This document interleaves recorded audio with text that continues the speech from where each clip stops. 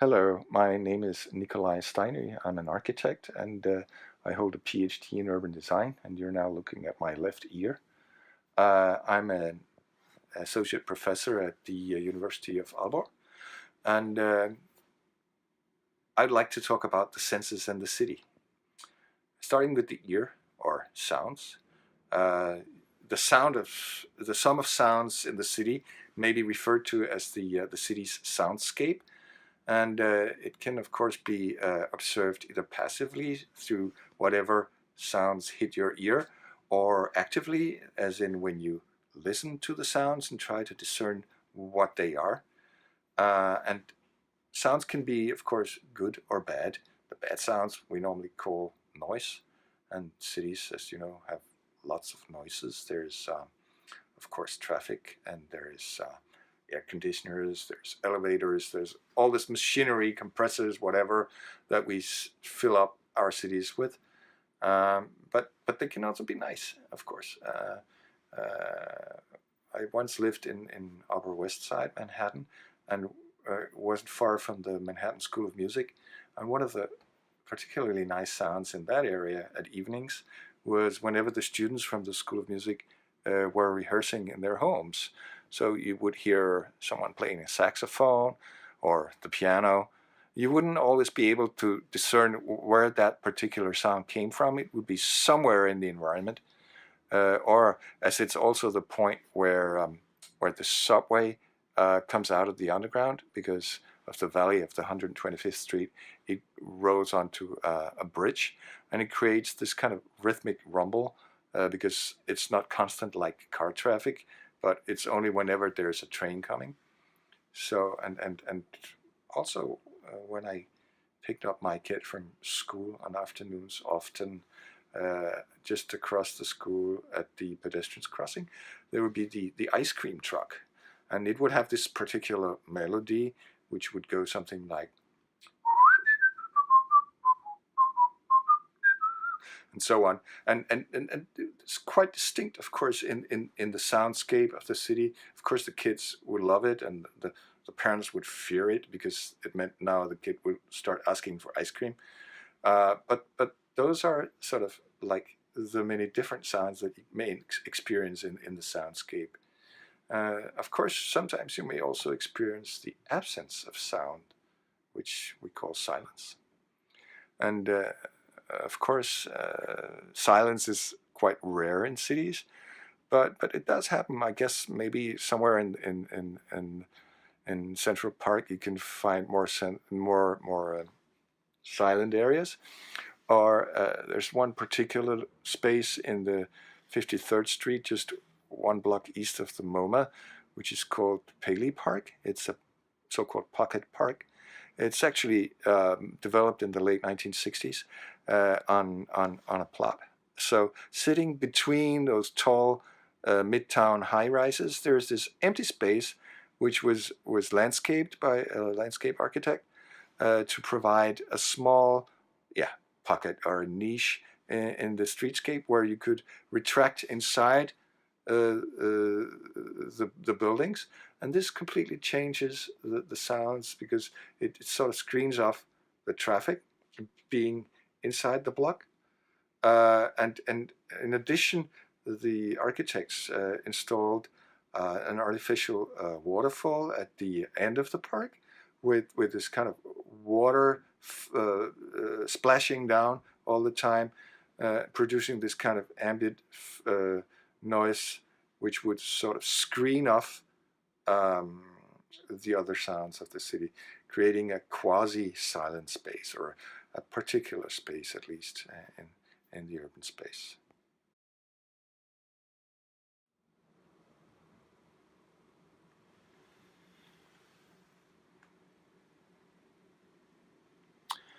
Cities also have smells, obviously, and again, you may smell passively because you pass by something which emits some kind of odor, or you may sniff actively, try to sense the particular smells in a given area. And also smells can be good or bad, and we all know the bad smells, I guess. Like in cities, typically we have exhaust fumes from cars, we have sewers, and we have garbage, all of which can be quite unpleasant to smell. Um, and we also have some good smells.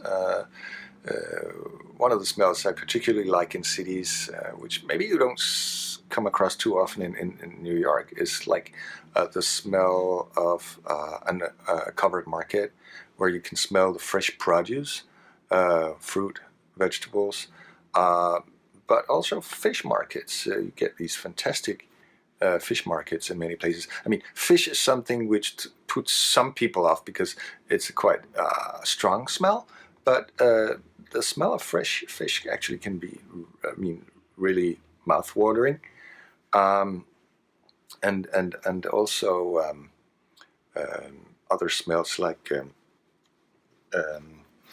um, for instance, in the southeast corner of Central Park, right by the Plaza Hotel, there's this small square or area where you can hire a horse carriage to take a horse carriage trip inside the Central Park. And of course, horses also have a particular smell, uh, which is quite distinct and rare, I would say, the smell of animals in modern urban space. These horses obviously live in Manhattan. Not many people think about that, but they do. Uh, and I mean, if, like I did, you grew up with horses and did horse riding, you typically associate these smells with something good. Also because the sense of smelling is the one of the oldest senses of the human being, and it's also very much associated with memory. So smells can be very memory evoking and remind you of past experiences. So in that sense, that makes smelling quite particular.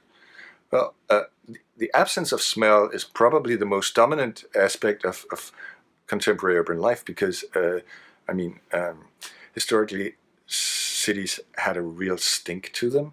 The uh, academic Ivan Illich, who took an interest in a great many different things, also took an interest in the smell of cities, and he's described how cities used to have a smell of death and dirt, because I mean, when you walk inside a cathedral and it has a funny smell, it's actually because there are dead corpses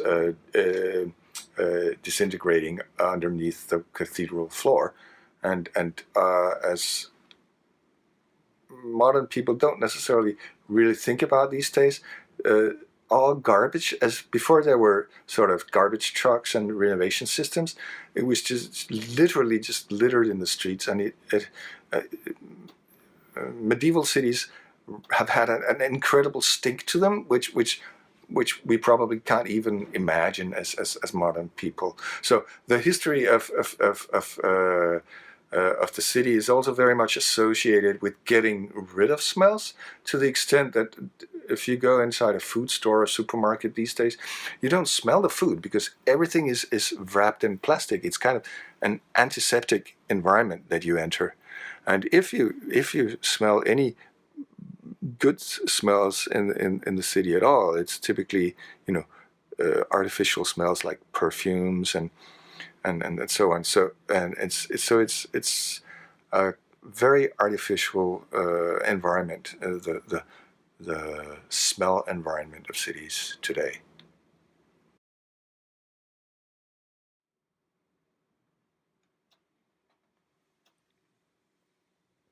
Seeing or sight is probably the most tricky of the human senses because it's the most dominant one, and we see all the time, and when we navigate and orient ourselves in space by means of sight, and therefore it can be difficult at times to actually observe or see rather than or watch rather than just seeing. So the active seeing is something we should do an extra effort doing, because as sight is the most dominant sense, we as human beings are very good at screening things we see out.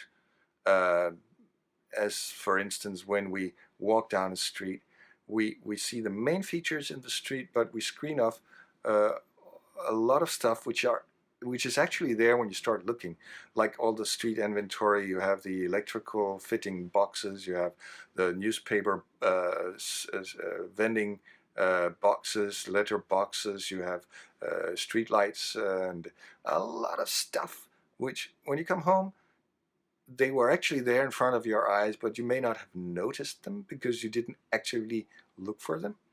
And the same goes with elements such as architectural style. Even if we're trained as architects or designers, we may not actively see what kind of buildings we're surrounded by. We simply just observe that there's a building of a certain height with a certain number of floors, and maybe we have an idea whether the facade is very open, transparent, or very closed off, but that would be it then. So active seeing is something which you need to do an effort doing because of this screening out. And well, as with the other senses, there can also be no seeing. That means there is no light. To put it in other words, light is an important aspect of seeing. And also, light can be the most tricky thing to actually observe. And as an example, in Manhattan, being a very, very elongated island with rivers east and west, the Hudson and the East River, there's a significant difference in the light experience of watching or looking down an avenue, because the avenues are very, very long, and they just seem to be going on forever. Whereas the streets are much shorter, and they have a river at each end, which you don't necessarily see, but because of the open space, the expanse of the river surface, there is a different light condition at the end of streets than at the end of avenues, because you actually see the sky in the narrow valleys, as most typically or most strongly experienced in Midtown, with the very tall buildings. And you see the sky and the light condition in a different way looking down the street as you would looking down an avenue.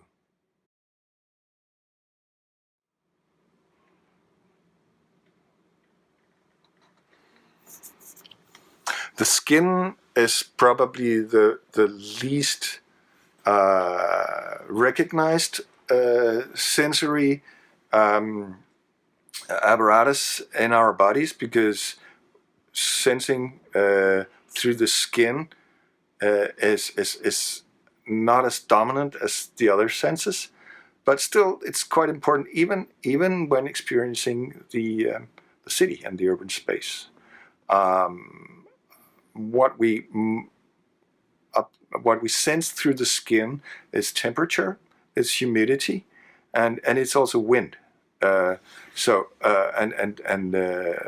Examples of this is, of course, when you walk down a hot street in on a warm summer day, and you feel the heat of the tarmac in the street, and then you enter the park, and immediately you sense a drop of temperature because of the unsealed surfaces of the lawns and the gravel paths, which emit humidity and thus lower the temperatures, but also because you can be in the shade of trees, etc. And this it can be a very strong experience, and it's sensed entirely through the skin. Also, another experience of change of temperature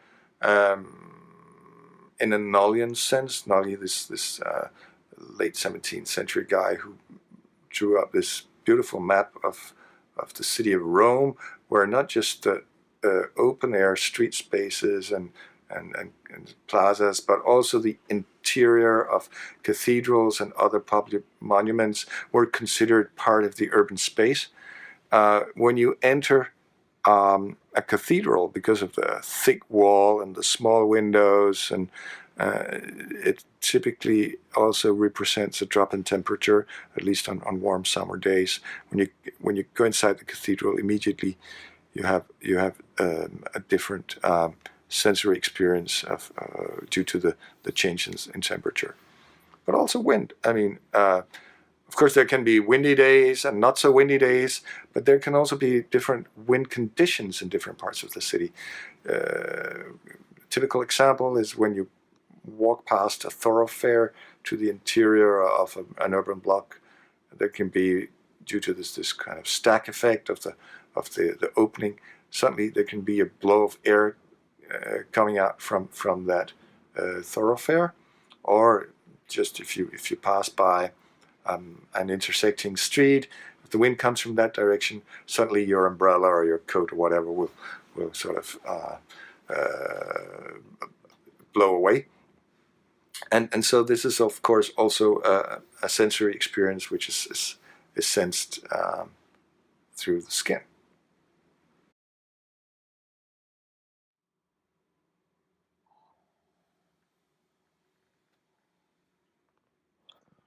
Obviously, taste is different from the other senses in that there's hardly any sort of differentiation between the active and the passive mode. I mean, unless you accidentally swallow an insect, uh, you're always in control of what enters your mouth, and thus the taste experiences that you're having.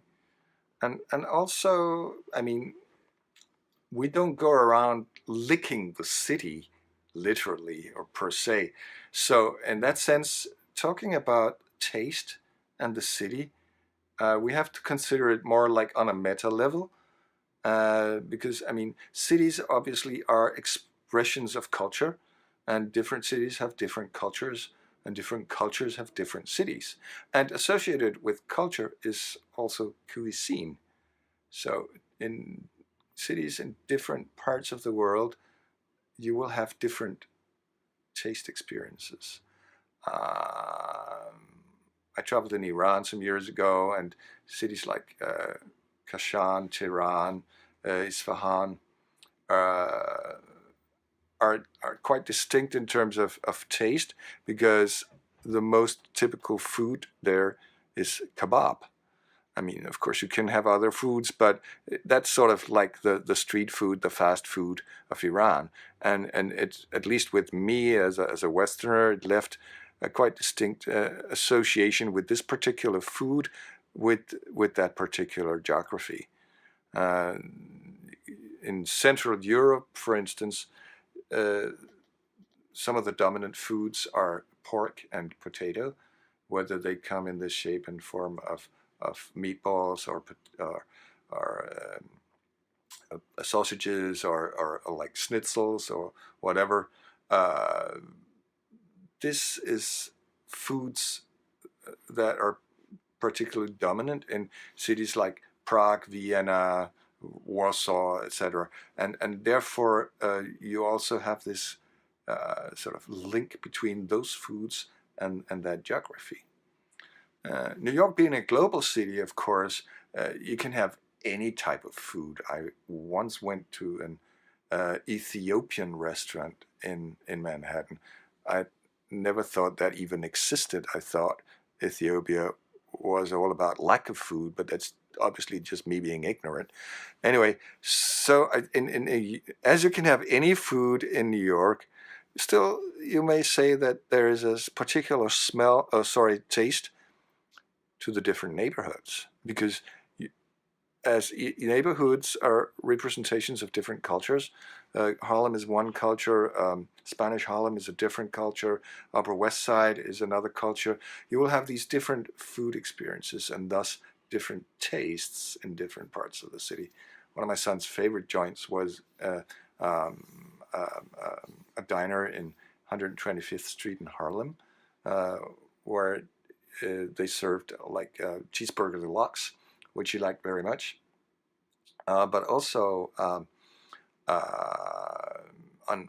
Upper West Side, Morningside Heights, you get these food stores where you can get organic foods and you can get kosher foods and so on. And so there's a different, it speaks to a different palate, if you will. And of course, in Midtown, you have the Waldorf salad, which was actually born in the Waldorf Astoria Hotel, not the present one in Park Avenue, but the original one, which actually sat where the Empire State Building now sits. So foods, and thus on the meta level, tastes can also be associated with urban space.